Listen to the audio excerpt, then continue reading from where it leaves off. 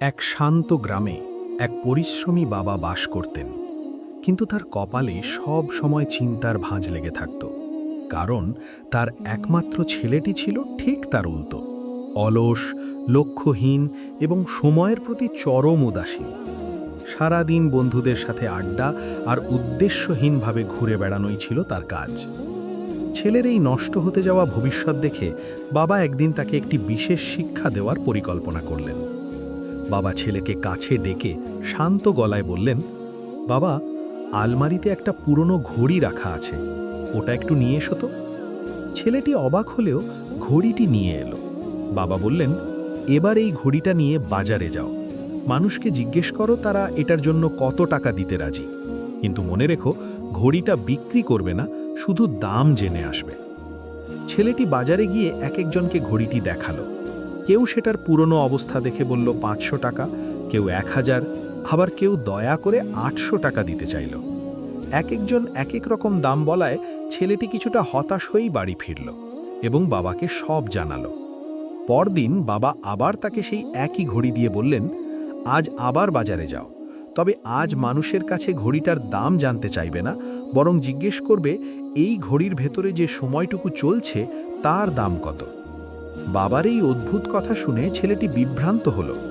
বাজারে গিয়ে সে যখন মানুষকে এই প্রশ্ন করল, সবাই তাকে পাগল ভেবে হাসাহাসি শুরু করল। কেউ বলল, সময়ের আবার দাম হয় নাকি? কেউ আবার বিরক্ত হয়ে মুখ ফিরিয়ে নিল। ঘুরতে ঘুরতে ছেলেটি দোকানের কোনায় বসা এক অভিজ্ঞ বৃদ্ধ ঘড়ি মেকারের কাছে গেল। বৃদ্ধ মানুষটি প্রশ্নটি শুনে কাজ থামালেন। চশমার ওপর দিয়ে ছেলেটির দিকে তাকিয়ে এক চিলতে হেসে বললেন, শোনো খোকা, এই ঘড়িটা হয়তো কয়েকশো টাকায় কেনা যায়, কিন্তু এর ভেতরের ওই টিকটিক শব্দে যে সময়টা ফুরিয়ে যাচ্ছে তার কোনো দাম হয় না। তুমি পৃথিবীর সব সম্পদ দিলেও জীবনের হারিয়ে যাওয়া একটা সেকেন্ডও আর কোনোদিন কোনো বাজার থেকে কিনে আনতে পারবে না।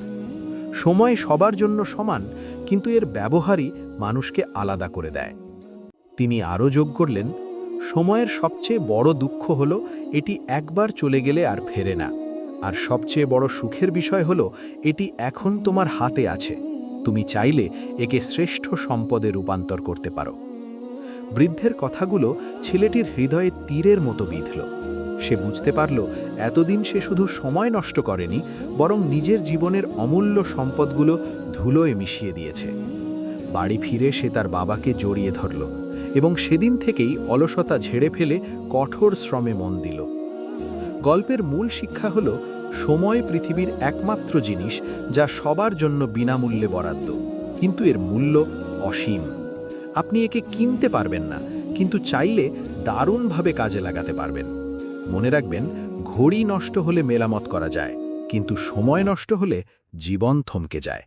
তাই নিজের সময়কে গুরুত্ব দিন এবং সাফল্যের পথে এগিয়ে চলুন।